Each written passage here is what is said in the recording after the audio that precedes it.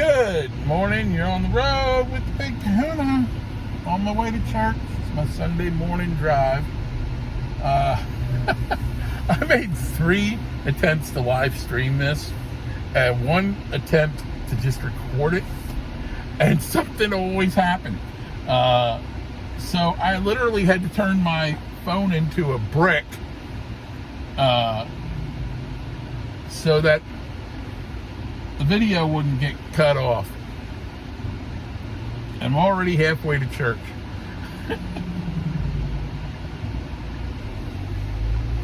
All right, here we go. Well, I got to tighten that up. All right, beautiful Sunday day. I'm on my way to church. It's been a while since I've gotten to church. I've had some health issues in regards to the medication I was taking, and because I couldn't go out in the heat and sunlight, and I got in touch with my doctor about it, and my doctor said, cut the pill in half. You must be getting too much of the medicine to have this side effect, so cut the pill in half.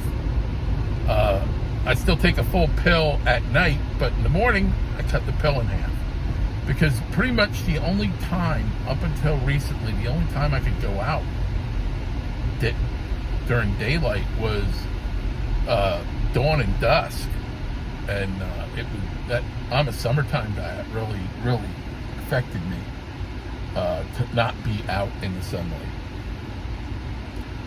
And I'm really grateful to be able to get back to church, because there's some things going on in my life that I think are in a bit of a kerfluffle, because I mean, I talk to God every day. I talk to him every day, but I really missed coming to church. I'd watch it on Rumble, but I didn't make it to church. And there's a big difference there. I mean, yeah, it's great to watch on Rumble, but I want to get there. You don't get,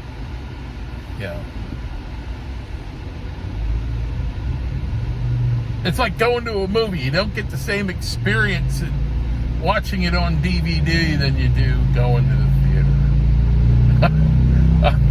theater. That's a bad analogy, but it's the closest one I could come up with on the moment.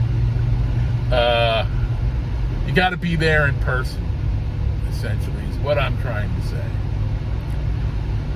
It is a beautiful day. It is completely cloudless. I'm enjoying the air conditioning in my wonderful new car, which I'm very grateful for. Grateful to God that I've been in a position to buy a car like this. I'm grateful to President Trump, who made my investments go up, who made it possible for me to put a big down payment on this car. So, yeah, life is being good to me, and God is being good to me, and I gotta recognize him and give thanks. But there's also things that are going on in my life that I gotta ask forgiveness for, and I've asked him for forgiveness, but the person that I really need to ask forgiveness from doesn't want to have anything to do with me, and that hurts, because my missteps do not warrant I mean, I admit what I did was wrong, but certainly doesn't merit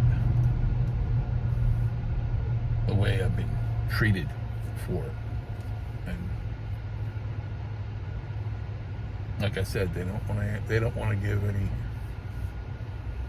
I ask for it, but they withhold it. But besides the point with that,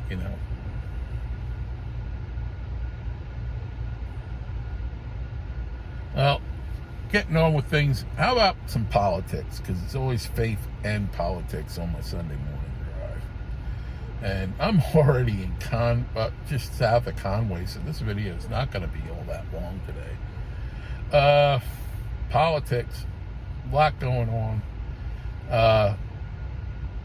Just as God turned the tables on the Pharisees, President Trump has really turned the tables on the Democrats.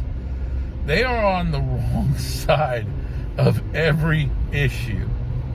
And the people who tried to persecute him are now facing the consequences of their actions. People who have perjured themselves in Congress and conspired against a sitting president, the information is coming out against them. And they are going to face the repercussions of their malfeasance. People that were in the intelligence community that lied about him and his so-called collusion with Russia, that is coming out. The irony of people who prosecuted him civilly over supposed financial fraud, turns out that one of them is one of them, the Attorney General of the state of New York, Letitia James, is in fact guilty of the thing that she accused Trump of. Now, she, because the statute of limitations has not expired, she has not. She can get charged criminally for what she has done. She has lied on multiple mortgage applications about primary residency and I believe including a property in New Jersey. Now, how can your property be a primary residence in another state when you're the Attorney General of New York? You know, and supposedly an investment property that she purchased in the state of New Jersey was listed as a primary residence. And not only is this a defraudment on the mortgage application, it is a defraudment because New Jersey has what they call homestead rebates.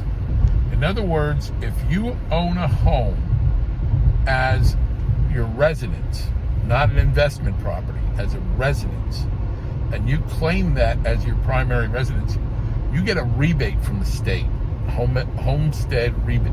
You get a partial rebate of your property taxes. So, and this is another thing she could and should be going to prison for this.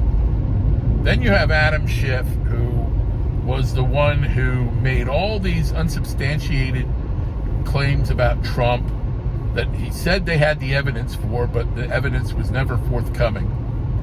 He lied on a number of financial transactions. He claimed 3 separate properties as his primary residence.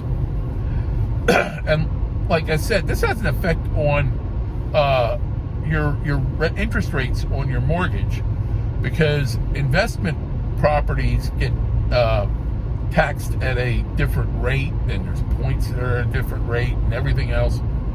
So he claimed a home in, or I don't know if it's a house or a condo in the DC area was his primary residence.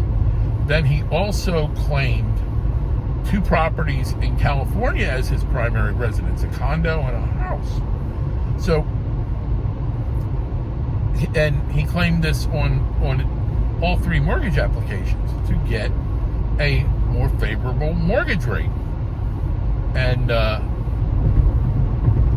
this is mortgage fraud. He's also got some perjury issues and with Congress, and he's also got some issues where he leaked classified documents to the press, he would leave a committee meeting and then go to a press gaggle and leak classified information. So this is another thing that Adam Schiff is going to be facing charges on.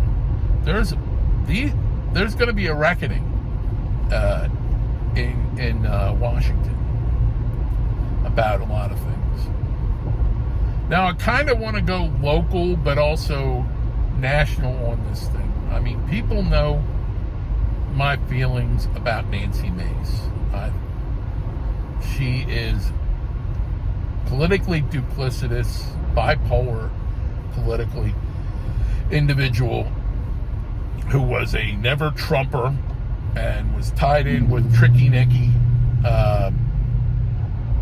She was pro-LGBT. She wanted the party to moderate their stances on abortion and Second Amendment. And once Tricky Nikki's political career started to crash and burn, she was circling the bowl like a turd. She cut off, and then all of a sudden it wanted to be like MAGA. So everything that she was involved with prior to this situation, prior to 2024, when Tricky Nikki took the proverbial dump. I know I'm using fecal metaphors with her, but that's kind of goes along with my opinion of her. But she is now all of a sudden wants to be pro-conservative, pro-MAGA. Last year, hanging outside of bathrooms, filming videos, yelling "no balls in women's stalls." When, there's tweets for her saying, "Oh, I'm sorry, COVID interrupted the celebration for Pride Month," and I support the LGBTQ, LMNOPQRSTUVW people. I support you so much. You're so important to me. Now she's no balls in women's stalls. She's I think she's as bipolar personally as she is politically. That's an assertion I can't back up. That's just my personal opinion. That she's just nuts. She made accusations against 4 men. SLED has been investigating this for 18 months and has not made a determination about it. And she's made accusations about the Attorney General slow walking this investigation for political purposes and this and that.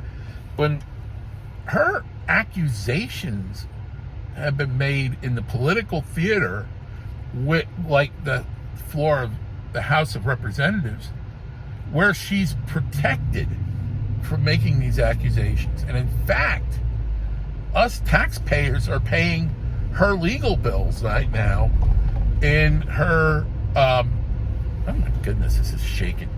I really got to tighten this up. In her accusations, in her, she's being sued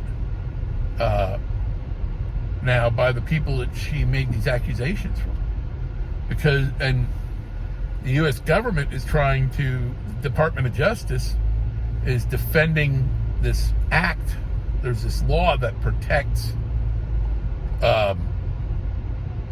lawmakers as long as it's in the scope of their duties as a congressman or senator, protects them from statements that they make on the floor that otherwise would have been considered slanderous. So the DOJ is actually, us taxpayers are paying for this defamation, her defense on this defamation lawsuit that was filed on behalf of these individuals that she made the accusations against. Now, I am not speaking to the veracity of her complaint. However, it is peculiar that SLED has not made a referral for prosecution at this point, because these accusations are out there, and supposedly they are backed up by video and photographic evidence. And if that's being the case, if there's just this overwhelming amount of evidence, it seems peculiar that this has not been, at the very least, taken to a grand jury. And she's made accusations against the Attorney General Wilson about not taking it to a grand jury. Now, is that political? They're both running for governor. Is that political? Or is that because the evidence doesn't warrant that? Flip a coin, Maybe it's maybe there's absolutely nothing to these remarks, these accusations she's made, or is Wilson holding back? Because if these accusations are true, that would create a sympathetic environment for Mace. Either way, there's definitely some malfeasance involved, either by Wilson or by Mace. I can't see, I'm not making accusations. I'm just stating my opinion based on what I've seen.